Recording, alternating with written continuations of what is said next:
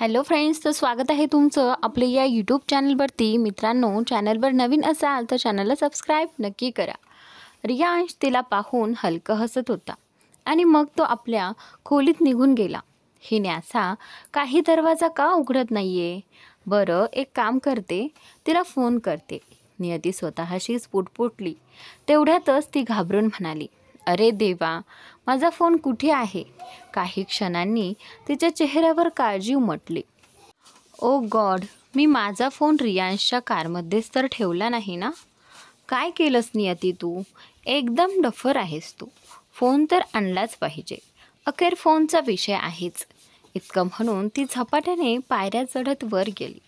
रियांशच्या खोलीसमोर पोहोचून तिने एक दीर्घ श्वास सोडला आणि दरवाजा ठोठावला. 5 मिनिटे थांबूनही काही प्रतिसाद मिळाला नाही.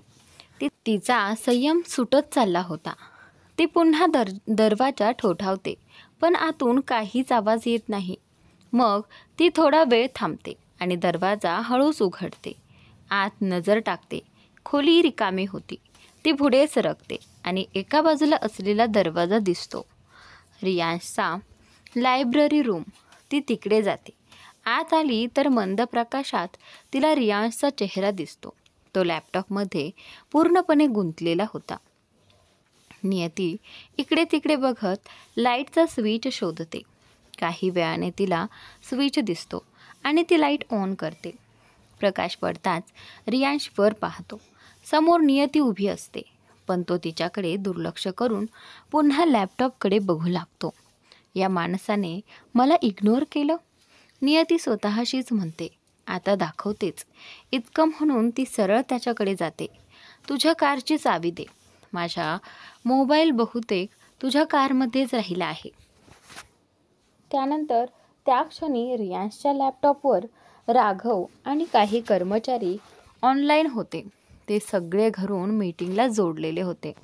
रियांशने कानात एकच इयरबड घातलेला होता, त्यामुळे त्याला नियतीचा आवाज नीट ऐकू गेला.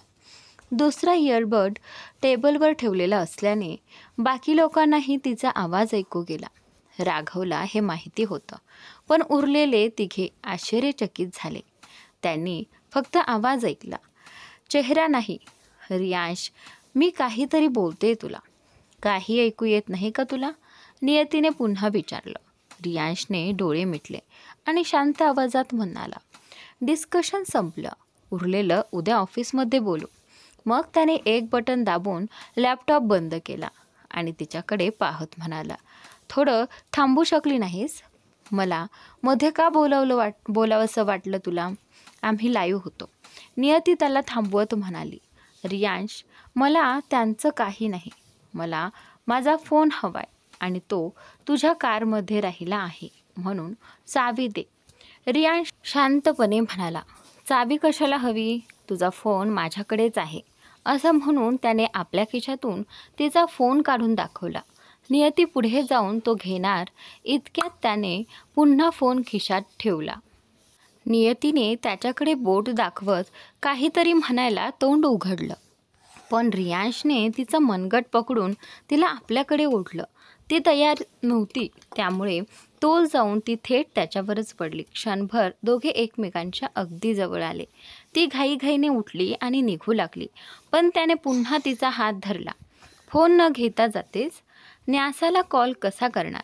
बाहेर झोपायचं ठरवलं आहेस का? आणि जर मॉमने पाहिलं तर त्या नवीन विषय काढतील.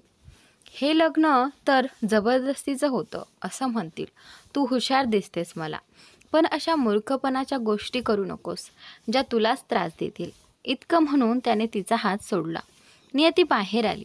आपल्या खोलीत पोहोचून ती तिकडे इकडे फिरू लागली. श्वास घेत होती. स्वतःला शांत करण्याचा प्रयत्न करत होती. रियांश तिला किती अस्वस्थ करत होता हे तिला चांगलंच माहिती होतं. त्याच्याजवळ गेली की तिचं स्वतःवरचं नियंत्रण सुटतं. अचानक तिला त्याचे शब्द आठवले, जर मॉमला आपल्या नात्याबद्दल कळलं तर त्या लग्न मोडून टाकतील. ती विचारातच होती. तोच रियांश खोलीत आला. नियती त्याच्याकडे वळून म्हणाली, तू बरोबर म्हणालास. मला बाहेर तसं वागायला हवं जसं आपण एक परफेक्ट कपल आहोत. पण खबरदार, माझ्याजवळ येण्याचा प्रयत्नही करू नकोस. रियांश बेडच्या दिशेने चालत म्हणाला. बघ ना, बेड मोठा आहे. आपण दोघंही आरामात झोपू शकतो. इतकं म्हणून त्याने टी शर्ट काढला. नियतीने त्याच्याकडे पाहून दचकली. तिने पटकन एक हात डोळ्यांवर ठेवला आणि दुसऱ्या हाताने इथे तिथे बघत म्हणाली, तू टी शर्ट काढून झोपतोयस का रे? रियांश बेडवर आडवा होत म्हणाला. हो, हीच माझी सवय आहे. आणि त्यानंतर तो पुढे म्हणाला, तू थोडं ॲडजस्ट करू शकतेस ना? टी शर्ट घालून झोपायची सवय लावून घे. मला नाही वाटत की ही काही फार मोठी समस्या आहे. आणि त्यानंतर नियती काही उत्तर देत नाही. ती फक्त बेडच्या दुसऱ्या बाजूला येऊन बसते. तेव्हा रियांश विचारतो, तू असंच घालून झोपणार आहेस का? ती शांतपणे म्हणते, माझे कपडे माझ्या रूममध्ये आहेत, त्यामुळे मला हेच घालून झोपावं लागेल. इतकं बोलून ती आपला दुपट्टा काढून उशीजवळ ठेवते आणि कंबल ओढून झोपते. रियांश लाईट बंद करतो. दोघं एकाच बेडवर झोपले असले तरीही त्यांच्यामध्ये खूप अंतर होतं. बेड मोठा होता, पण नियती वारंवार करवट बदलत होती. तिला झोप लागत नव्हती. तेव्हा रियांश चिडून म्हणाला, काय करतेस? वारंवार करवट का बदलतेस? मला झोप येत नाही. त्यानंतर नियतीही त्रासून म्हणाली, असं समज की मी गाढ झोपले आणि उठले. मला पण झोप येत नाहीये. रियांश हसत म्हणाला, ओ, म्हणजे हा प्रॉब्लेम आहे. चल माझ्याकडे ये, मी तुला झोपवतो. पटकन झोप लागेल. आणि त्याच नंतर काय? नियती आश्चर्याने म्हणाली, बकवास बंद कर, घाणेरडी आयडिया आहे ती, नियती म्हणाली. त्यानंतर नियतीचं उत्तर ऐकून रियांश उठतो, कपाट उघडतो आणि काहीतरी शोधू लागतो. काही वेळाने तो एक कपड्यांचा सेट घेऊन येतो आणि म्हणतो, हे घे, माझे कपडे आहेत, घालून झोप आणि मला पण झोपू दे. खूप थकलोय. नियती काही क्षण त्याच्याकडे पाहत राहते. ती थोडी गोंधळते, कपडे घ्यावे की नाही, पण शेवटी ती घेते आणि बाथरूममध्ये जाते. त्याचनंतर ती काळ्या रंगाची टी शर्ट होती. नियती ती तिथे हँग करते आणि वळताच अचानक घसरते. स्वतःला सावरायला ती भिंतीला टेकते, पण चुकून शावर चालू होतो आणि थंड पाणी तिच्यावर पडू लागतं. ती घाबरते, पटकन शॉवर बंद करते, पण तिची अनारकली पूर्ण भिजलेली असते. ती नाराज होते आणि लगेचच ओले कपडे काढून रियांशची दिलेली टी शर्ट घालते. त्या टी शर्टमधून रियांशच्या परफ्यूमची गोड सुगंध दरवळत असतो. ती एक क्षणभर तो सुगंध श्वासात भरते आणि तिचे ओले केस झालेले असतात म्हणून ती ते टॉवेलमध्ये गुंडाळते आणि तिने पॅन्ट घातलेली असते आणि वर ती ओव्हरसाइज टी शर्ट जो तिच्या गुडघ्यापर्यंत येत असतो. ती बाहेर येते तेव्हा रियांश छातीपर्यंत कंबल ओढून डोळे मिटून पडलेला असतो. पण वॉशरूमचं दार बंद होताच तो डोळे उघडून तिला पाहतो. पहिलीच नजर तिच्या ओल्या केसांवर जाते आणि त्याच नंतर तुझे केस कसे भिजले तो विचारतो. नियती त्याच्याकडे बघत म्हणते, गिरण्यापासून स्वतःला वाचवण्यासाठी भिंतीला टेकलं आणि शॉवर चुकून ऑन झाला. तेवढ्यात ती टॉवेलला हात लावते आणि तिला अचानक वेदना होतात. तिच्या ओठात आह असा आवाज निघतो. रियांश तत्काळ उठतो आणि तिचा हात धरून पाहतो. तिच्या मनगटावरून रक्त येत असतं. इकडे ये, बस. तो तिच्या खांद्याला धरून तिला बेडवर बसवतो आणि काळजीपूर्वक म्हणतो, थोडं लक्ष देऊन चालू शकली असतीस तर. बघ ना किती रक्त येते. त्यानंतर तो टेबलचं ड्रॉवर उघडतो, फर्स्ट एड बॉक्स काढतो आणि तिच्या जखमेवर पट्टी बांधू लागतो. जरा जरी हाताला दुखताच नियती हात मागे घेते. दुखतंय का? तो विचारतो आणि त्यानंतर ती बोलते की नाही. ती हळूच उत्तर देते.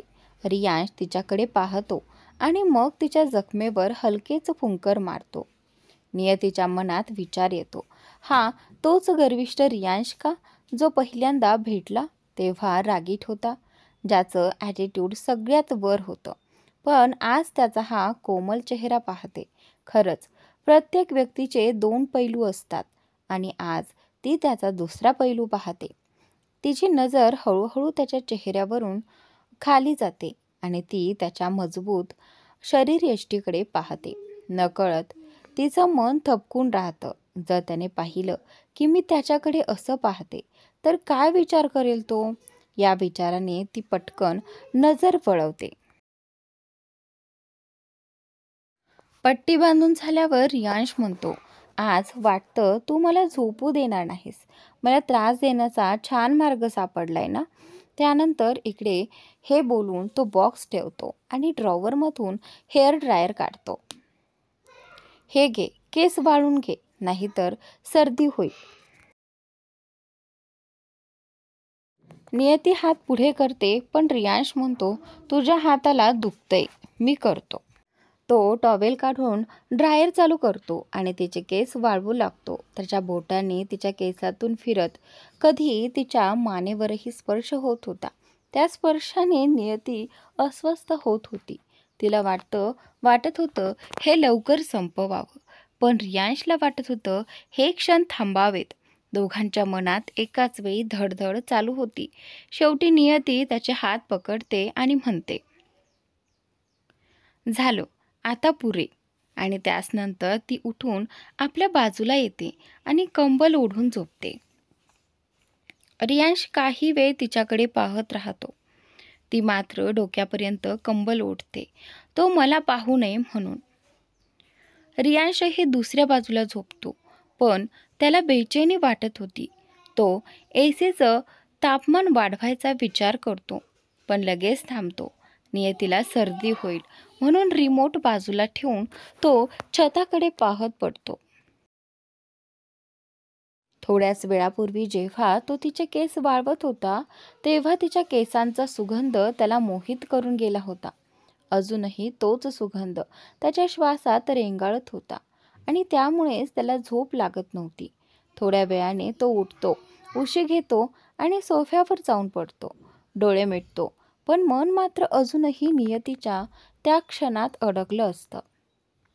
थोड्याच वेळात नियतीला झोप लागते आणि त्यानंतर थोड्या वेळानंतर ती अंगावरचं चादर काढून बघते तर रियांश सोफ्यावर झोपलेला असतो.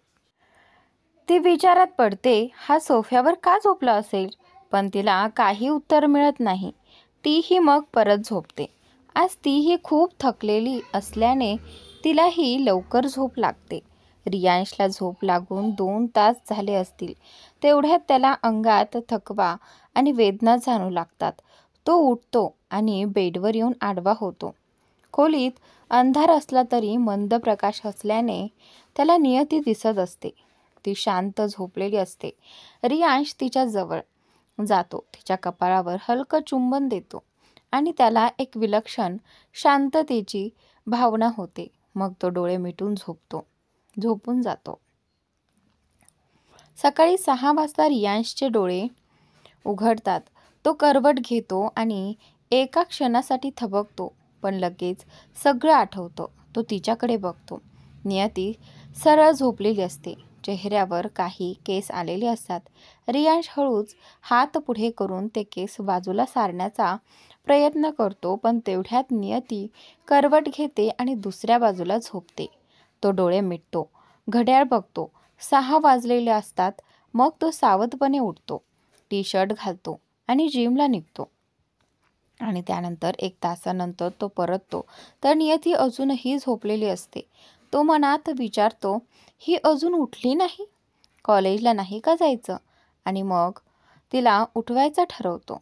तो तिच्या जवळ जाऊन हळू आवाजात म्हणतो, नियती, नियती. आणि त्यानंतर ती डोळे उघडून बघते. समोर रियांश उभा असतो. ती थोडी गोंधळून विचारते, तू इथे काय करत आहेस? आणि त्यानंतर रियांश शांतपणे म्हणतो, 7 वाजलेत. कॉलेजला नाही जायचं का तुला? आणि त्यानंतर ते ऐकताच नियती दचकते. काय 7 वाजलेत? उशीर झाला? असं म्हणत ती पटकन उठते. रस्ता सोड जरा, असं म्हणून त्याला हलकं ढकलते आणि बेडवरून खाली उतरते.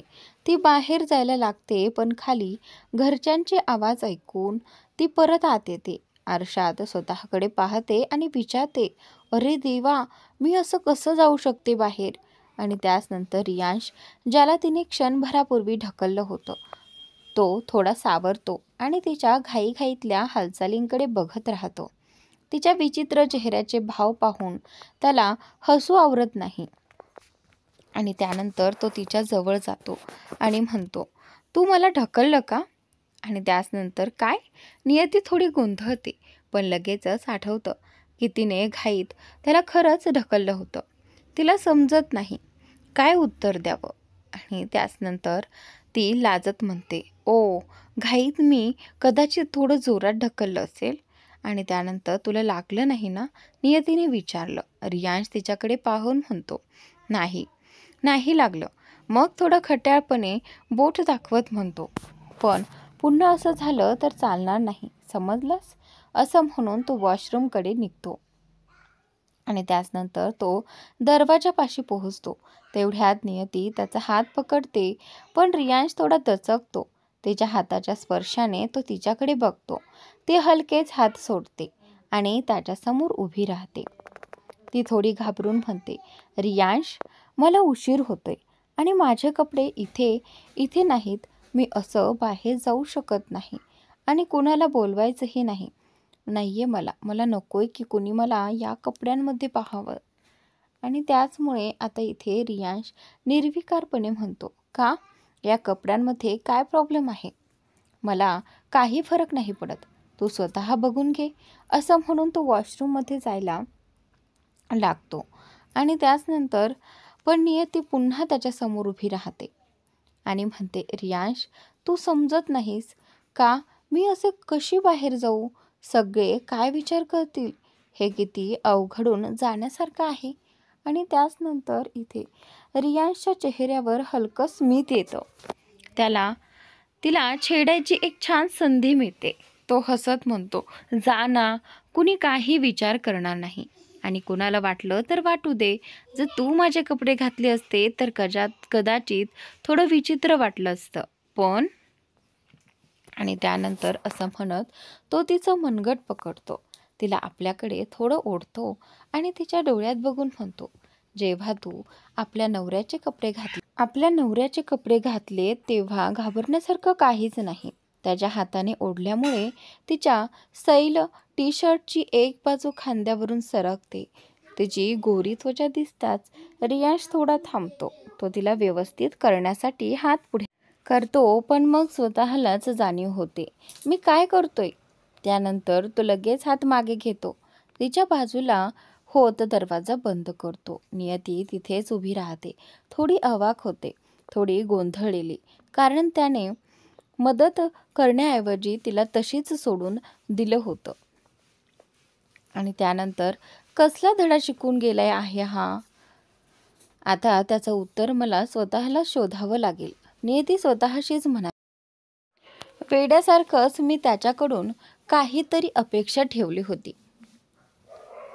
तेवढ्यात तिला अचानक आठवलं, माझा फोन, मी फोन कुठे ठेवला आहे? ती सगळीकडे शोधू लागली, पण फोन कुठेच सापडला नाही. तर असून ती मोठ्याने ओरडली, रियांश, माझा फोन कुठे आहे? मला माझा फोन परत दे, ऐकलंस का? वॉशरूममध्ये असलेला रियांश तिचा आवाज ऐकून स्वतःशीच म्हणाला, ही तर अगदी वेडी झाली आहे. नियती पाहते की रियांश काही उत्तर देत नाही, त्यामुळे तिचा राग आणखीनच वाढला. तेवढ्या तिच्या नजरेस टेबलावर रियांशचा फोन पडलेला दिसतो. ती लगेच तो उचलते, पण फोन सुरू करताच पासवर्ड मागतो. ती रागाने फोन फेकणार इतक्या तिचा हात थांबतो, कारण रियांशने तिचा हात पकडलेला असतो. तो तिच्या हातातून फोन घेत तिचा हात भिंतीला टेकवतो आणि म्हणतो, एवढा राग कशाला करायचा? जर गुस्स्यात माझा फोन फोडलास तर मग काय झालं असतं, कल्पना आहे का तुला? माझा फोन दे, रियांश म्हणतो. ती अजूनही रागातच म्हणाली, अगं शांत हो जरा, एवढा राग का करतेस? तुझा प्रॉब्लेम मी आत्ताच सोडवतो. रियांश तिच्याकडे पाहत म्हणाला. ते ऐकून तिच्या चेहऱ्यावरचे भाव थोडे बदलले. मग तो त्याच फोनवरून कोणाला तरी कॉल करतो. थोड्याच वेळात दरवाजावर ठोका ऐकू येतो. दरवाजा तर उघडाच होता, पण तरीही आत यायच्या आधी माहिती द्यायला न्यासा ठोका देते. रियांश बाजूला सरकतो. नियती नियती दरवाजापाशी जाऊन विचारते. रियांशने तुला फोन केला होता का? त्यानंतर न्यासा तिच्याकडे पाहत हळूच मान हलवते. नियती मग रियांशकडे पाहते. तो आरशात उभा राहून केस ठीक करत असतो. ती विचारते, तुला न्यासाचा नंबर कुठून मिळाला? अगं दीदी, जीजूंनी त्यांच्या फोनवरून थोडा कॉल केला आहे का? त्यांनी तर तुमच्याच फोनवरून कॉल केला, न्यासा म्हणाली. काय? नियती चकित होते. ती पटकन टेबलावरून आपला फोन उचलते आणि बघते खरोखर तिच्याच फोनवरून कॉल केला होता. रागात तिला हे लक्षातच आलं नव्हतं. आणि त्यानंतर माझं कव्हर कुठं गेलं आणि सगळ्यात महत्त्वाचं म्हणजे तुला माझा पासवर्ड कसा कळला ती विचारते. रियांश तिच्याकडे न पाहताच म्हणतो, आता उशीर होत नाहीये का तुला? आणि तुझी बहीण किती वेळ असंच उभी राहणार? रियांशने नियतीला विचारलं. तो तिच्या प्रश्नांना दुर्लक्ष करतो. नियती त्याच्याकडे रागाने पाहते आणि मग न्यासाकडे वळून विचारते, काल रात्री दरवाजा का बंद ठेवला होता? दीदी, मला वाटलं तुम्ही जिजूंच्या रूममध्ये झोपणार म्हणून मी दरवाजा बंद केला, न्यासा घाबरत म्हणाली. माझ्याशी एकदा तरी विचारायचं होतं ना, मी कुठे झोपणार ते? नियती अजूनही रागातच बोलली. तिच्या वागण्यात रियांशमुळे आलेला त्रास आणि चिडचिड स्पष्ट जाणवत होती. न्यासा काही बोलणार इतक्यात रियांश तिच्या हातातले कपडे घेतो. ते नियतीच्या हातावर ठेवतो आणि न्यासाला बाहेर जायला सांगतो. न्यासा लगेच तिथून निघून जाते. तुझा राग तुझ्या बहिणीवर काढू नकोस, तो म्हणतो. आणि त्याच नंतर मग मान्य कर की माझा राग तुझ्यामुळेच आहे, नियती म्हणते आणि सरळ वॉशरूमकडे निघते. ती दरवाजा एवढ्या जोरात बंद करते की रियांशला कान झाकावे लागतात. एवढा राग तो स्वतःशीच कुजबुजतो. थोड्या वेळानंतर रियांश ऑफिससाठी तयार होतो आणि नियती बाहेर यायची वाट पाहू लागते. त्याची नजर वारंवार वॉशरूमच्या दरवाजावर जाते. तेवढ्यात दरवाजा उघडतो आणि नियती बाहेर येते. काळ्या रंगाच्या अनारकली सूटमध्ये ती खूपच सुंदर दिसत असते. योगायोगाने आज रियांशनेही काळ्या रंगाचे कपडे घातलेले असतात. नियती त्याच्याकडे एक नजर टाकते आणि मग चेहरा वळवून आरशात स्वतःकडे पाहू लागते. तिने स्वतःला दुपट्ट्याने झाकलेले असते कारण तिच्या बाजूला असलेली चेन अडकली होती. तिने खूप प्रयत्न केला पण ती बंद होत नव्हती. तिला वाटलं होतं की रियांश आता बाहेर गेला असेल, पण तो अजूनही बेडजवळ काही कागद वाचत उभा असतो. रियांश तिच्याकडे पाहून म्हणतो, काय झालं, अजून उभीच आहेस का? तयार हो, उशीर होतोय, फक्त अर्ध्या तासच उरलाय. आणि त्याच नंतर नियती घड्याळाकडे पाहते आणि पुन्हा वॉशरूममध्ये जाऊन चेन बंद करण्याचा प्रयत्न करते. रियांशला काही समजत नाही, पण तो काही विचारत नाही, फक्त निघायचं म्हणून वळतो. आणि तेवढ्यात तिचा आवाज येतो, रियांश. तो थांबतो आणि तिच्याकडे येऊन विचारतो, हो सांग, काय झालं, का थांबवलंस मला? आणि त्याच नंतर तिचं हृदय जोरात धडकत होतं, पण होठ काही बोलत नाहीत. काय झालं नियती, का बोलवत नाहीस, सांग ना, रियांश शांतपणे विचारतो. नियतीने थोडं थांबतच म्हटलं, ओ माझी चेन. एवढंच ती म्हणाली होती की मनातच विचार करत राहिली, मला चक्कर येते का, मला काही होतंय असं वाटतंय. काय म्हणतेस नियती, मला काही कळत नाही, रियांश थोडा चिडून म्हणाला. माझ्या शूटचं चेन अडलंय. तू थोडं बंद करण्यात मदत करू शकतोयस का? ती थोड्या संकोचाने म्हणाली. तिला खूपच अवघडल्यासारखं वाटत होतं, म्हणून ती वारंवार आपले केस कानामागे सारत होती. रियान क्षणभर थबकला, पण लगेच सावरून शांतपणे म्हणाला, ठीक आहे, लवकर कर. मला आधीच उशीर झालाय. नियतीने दुपट्टा बाजूला केला. दोघे आरशासमोर उभे होते. तिच्या हृदयाचे ठोके तिला स्वतःच्या कानांपर्यंत ऐकू येत होते. रियांशने हात पुढे करून तिच्या गळ्यातील चेन पकडली. ती बाजूला अडकली होती आणि झटक्यात सरळ केली. झालं? रियांश म्हणाला. झालं. नियती आश्चर्याने विचारते. तिला वाटलं होतं त्याला थोडी मेहनत घ्यावी लागेल, पण मग थोडं हसत म्हणाली, माझ्याकडून तर पुढेच जात नव्हतं. ती लगेच केस बांधते. तिला लागणाऱ्या वस्तू तिथं नव्हत्या, पण तरीही ती तयार झाली. ती रियांशकडे पाहत म्हणाली, तुला तर उशीर होत होता ना? हो, पण तेव्हा होत होता, आता नाही. इतकं बोलून त्याने तिचा हात धरला आणि म्हणाला, चल. ती हात झटकून म्हणाली, हात सोड. ऐकलंस ना? पण तो पुन्हा तिच्या बोटात आपली बोटं अडकवून जिन्याच्या दिशेने निघाला.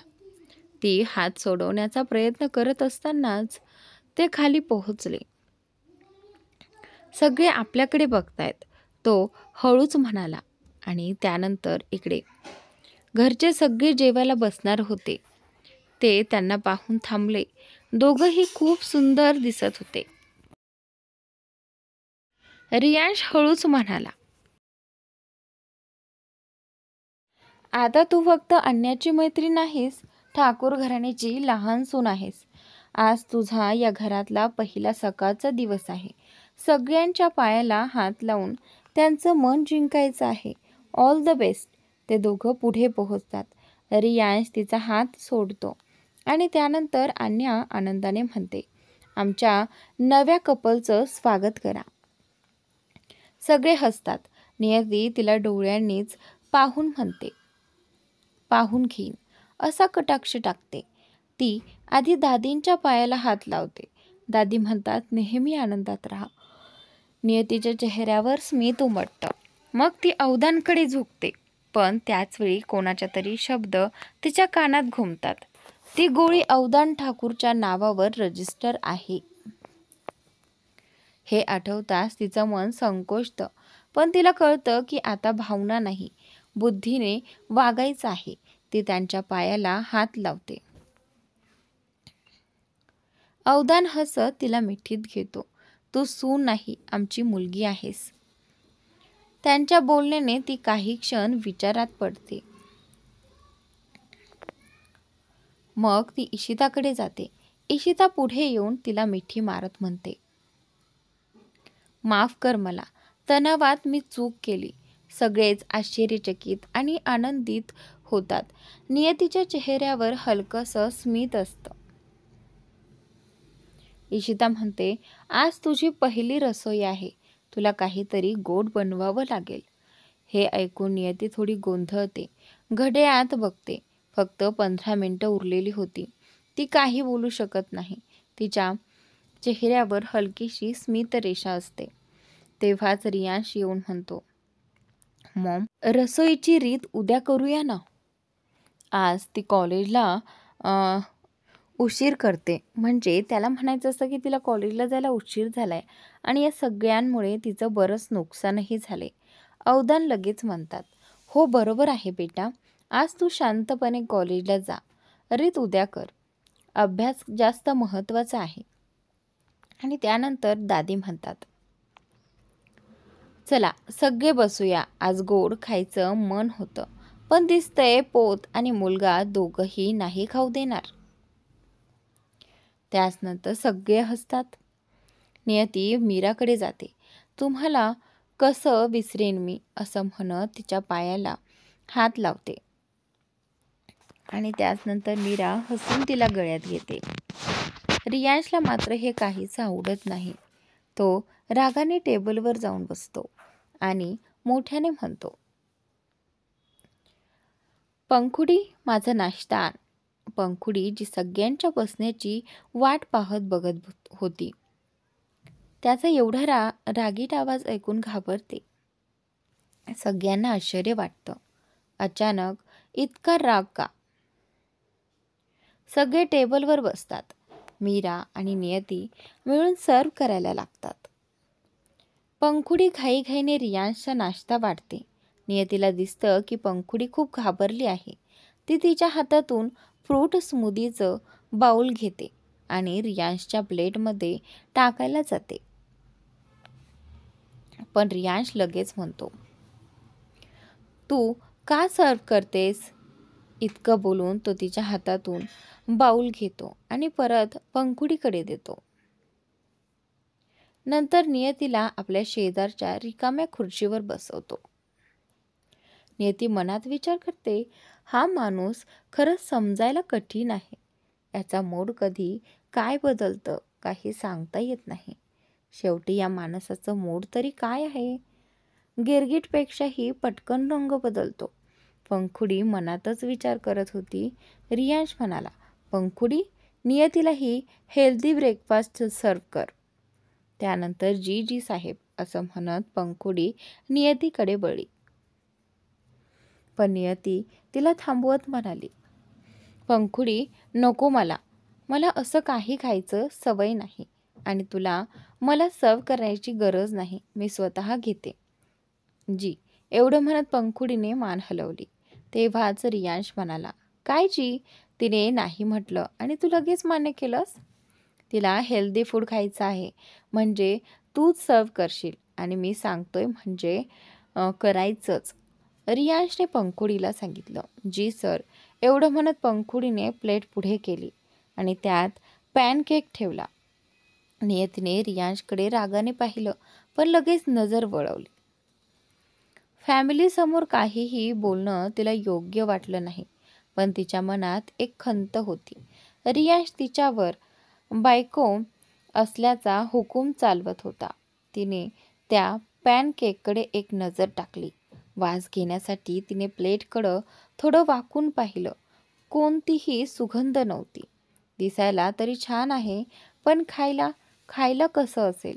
ती मनातच म्हणाली. थोडा धीर करून तिने एक बाईट घेतला. तोंडात ठेवताच तिला उलटी येईल असं वाटलं, पण सगळ्यांसमोर तसं करायचं नव्हतं. ती कसंबसं स्वतःला थांबवते. दुसऱ्यांदा घेण्याची तिला इच्छाच नव्हती. रियांश मात्र तिलाच पाहत होता. बाकी सगळे आपल्या नाश्त्यात गुंग होते. माझं झालं असं हळू आवाजात म्हणत ती उठली आणि जायला लागली. तेव्हाच अवदानजी म्हणाले, बेटा, तू तर एकच बाईट खाल्लास, आणखी घे ना. बसा. त्यानंतर इकडे नियतीने त्या पॅनकेककडे पाहिलं. त्याच्याकडे पाहूनच तिचं पोट उलटलं होतं. खायचं तर दूरच राहिलं, पण जबरदस्तीने ती परत बसली आणि त्यानंतर मनाविरुद्ध ती एकामागून एक बाईट घेत होती. तिचं तोंड विचित्र होतं, पण ती सगळं पटकन संपून टाकते. रियांश अजूनही तिच्याकडेच पाहत होता. शेवटी ती म्हणाली, माझं झालं, मी थोड्या वेळात येते. आणि ती वेगाने आपल्या खोलीकडे गेली. रूममध्ये पोहोचताच तिने वॉशरूमचं दार उघडलं आणि वॉश बेसिंगमध्येच जे काही खाल्लं होतं ते सगळं उलटून टाकलं. डोळ्यातून पाणी वाहत होतं. थोड्या वेळाने ती टॉवेलने चेहरा आणि हात पुसून बाहेर आली. समोरच रियांश उभा होता. नियतीने त्याच्याकडे रागाने पाहिलं आणि दुर्लक्ष करून पुढे निघाली. रियांश म्हणाला, खायचं नसेल तर सांगू शकत होतीस ना, तुला बरे ना? नियती त्याच्याकडे पाहून काहीही बोलली नाही. उत्तर न देता तिने आपली बॅग घेतली आणि पटकन बाहेर पडली. रियांश थोडा वेळ उभा राहिला. त्याला काही समजलं नाही. स्वतःवरच त्याला राग आला. शेवटी तोही ऑफिसला निघून गेला. त्या दिवशी क्लासमध्ये बसलेली नियती काहीच समजू शकत नव्हती. मागच्या काही लेक्चरमध्ये ती अनुपस्थितीत राहिली होती, त्यामुळे आजचंही समजत नव्हतं. संध्याकाळी ती घरी आली. आणण्याजवळून मागच्या दिवसांचे नोट्स घेऊन ते खाली आपल्या रूममध्ये जात होती. जात असतानाच इशिता आंटी तिच्या जवळ आल्या आणि त्यानंतर बेटा, तुझं सामान अजून खालीच आहे ना? मला वाटतंय आता तुला पूर्णपणे रियांशच्या रूममध्ये शिफ्ट व्हायला हवं. सांग, मी सर्वंटला सांगते तुझं सामान वर ठेवून देईल. नियतीला त्यांचा प्रस्ताव नाकारता आला नाही, म्हणून ती हसून मान हलवते.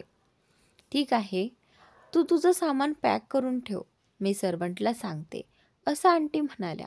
जी, एवढं म्हणत नियती आपल्या रूममध्ये गेली. सगळं सामान बॅगमध्ये ठेवलं. सर्वंटने त्या बॅगा रियांशच्या खोलीत नेऊन ठेवल्या. घरातला सर्वात मोठा रूम रियांशचाच होता. तिथं सगळ्या सुविधा होत्या. लायब्ररीपासून ते स्विमिंग पूलपर्यंत. कपाट मात्र त्याच्या कपड्यांनी भरलेली होती. एक वॉर्डरोब मात्र रिकामा होता. त्यात नियतीने आपले कपडे ठेवले. कपडे ठेवताना ती स्वतःशीच म्हणाली, अशा परिस्थितीत मुलींकडे सगळं असावं लागतं, पण इथे सगळं उलटं आहे. याच्याप्रमाणे माझ्याकडे तर काहीच नाही. ती आपल्या घरच्या कपड्यांची आठवण काढत शांतपणे श्वास घेत बसली. कपडे ठेवून झाल्यावर ती ज्वेलरीच्या कपाटाजवळ गेली. तेथे रियांशच्या ब्रँडेड गळ्यातल्या लॉकेट्स आणि इतर बऱ्याच वस्तू ठेवलेल्या होत्या. नियती त्या सगळ्याकडे बघत स्वतःला अगदी साधी निरागस समजू लागली. थोड्याच वेळात तिने आपली ज्वेलरी नेऊन कपड्यांच्या कपाटात ठेवली.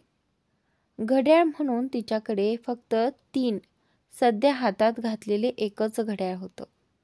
तेही कोणत्या ब्रँडचं आहे हे तिला ठाऊक नव्हतं. सगळं आवरून झाल्यावर तिने आपलं कपाट लॉक करून त्याची चावी मोबाईलच्या कव्हरमध्ये ठेवली. तिने नुकतंच नवं कव्हर घेतलं होतं. आता ती थकली होती. ती पलंगावर बसली. एक पुस्तक हातात घेतलं आणि वाचायला लागली. त्याच वेळी रियांश दिवसभर आपल्या विविध कामांमधील ठिकाणी फेरफटका मारत होता. काम पाहून तो ऑफिसमध्ये परत आला आणि आपल्या केबिनमध्ये बसून काही कागदपत्र वाचू लागला. वाचता वाचता त्याची नजर घड्याळावर गेली. आता उशीर झाला होता. तो पटकन कोट घेतो आणि बाहेर येतो. गाडीसमोर पोहोचताच गार्ड दार उघडतो आणि रियांश मागच्या सीटवर बसतो. घरी पोहोचल्यावर तो वेगाने जिने चढून आपल्या खोलीत पोहोचतो. बसतानाच त्याची नजर नियतीकडे जाते. ती झोपलेली असते. त्याच्या बुटांच्या आवाजाने तिला झोपेत व्यत्यय येऊ नये म्हणून तो हळूच चालत आत जातो. हातातला ब्लेझर सोफ्यावर ठेवतो. बूट काढून ठरलेल्या जागी ठेवतो आणि चप्पल घालतो. मग तो नियतीजवळ येतो. तिच्या हातातून पुस्तक हलकेच घेतो आणि साईड टेबलावर ठेवतो. नंतर तो तिला अलगद चादर ओढून देतो. कपडे बदलून तो खाली येतो आणि आईला शोधतो. ती एका नोकराशी बोलत असते. तो जवळ येऊन म्हणतो, मॉम. इशिता त्याच्याकडे बघते. नोकराला बाजूला जायला सांगते आणि रियांशकडे पाहते. रियांश तिचे हात पकडून म्हणतो, सॉरी मॉम, मला माफ करा. रागाच्या भरात मी समोर कोण आहे तेच बघितलं नाही. इशिता हसून म्हणते, चूक तुझी नाही रे, माझीच आहे. एकट्याने टाळी वाजत नाही बेटा, दोन्ही बाजूने लागते. आधी मी बोलले म्हणूनच तुला राग आला. अच्छा मॉम, प्लीज, कॉफी पिण्याची फार इच्छा होते, तो म्हणतो. आणि त्याचनंतर मी तर तुझ्यासाठी कॉफी बनवतच होते. तू थोडा आराम कर. मी तुझं आणि नियतीचं जेवण वर पाठवते. असं म्हणत ती जाते. रियांश पुन्हा खोलीत परततो. तो बाल्कनीत उभा राहतो. त्याने ब्राऊन टी शर्ट आणि क्रीम ट्राउझर घातला होता. त्यामुळे तो खूपच आकर्षक दिसत होता. तो काहीतरी विचारात उभा असतो. तेवढ्यात दरवाजावर टकटक होते. तो दार उघडतो. समोर पंखुडी कॉफीचा ट्रे घेऊन उभी असते. रियांश तिच्याकडून मग घेतो आणि दरवाजा बंद करतो. मग तो कॉफी घेत स्टडी रूमकडे जातो. रात्री 11 वाजता नियतीचे डोळे उघडतात. ती घाबरून बसते. वेळ पाहते. अरे बापरे, 11 वाजलेत. अरे देवा, मला तर अभ्यास करायचा होता. चालेल, 1 तास तरी वाचते. थोडंसं तरी अभ्यास कमी होईल, असं म्हणत ती स्टडी रूमकडे जाते. तिची पुस्तकं तिथेच ठेवलेली होती आणि त्याचनंतर ती आत येते तेव्हा रियांश एक पुस्तक वाचत असतो. नियतीची नजर त्या पुस्तकावर जाते आणि ती विचारते, माझं पुस्तक वाचताय का? आणि त्यानंतर रियांश पुस्तकातून नजर वर करून तिच्याकडे पाहतो आणि म्हणतो, का? मला वाचता येत नाही असं वाटतंय का तुला? रियांशने विचारलं आणि त्यानंतर ती खोडकरपणे विचारते, समजतंय का खरंच की फक्त वाचताय? आणि त्यानंतर काय म्हणालीस? तो भुवया उंचावत विचारतो.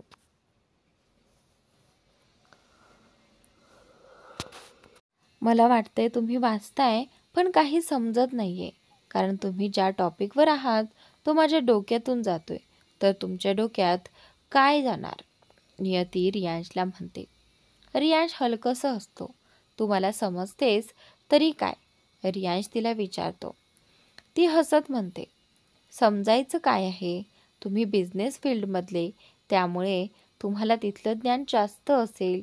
त्यानंतर मेडिकलचं नाही, नियती त्याला म्हणते.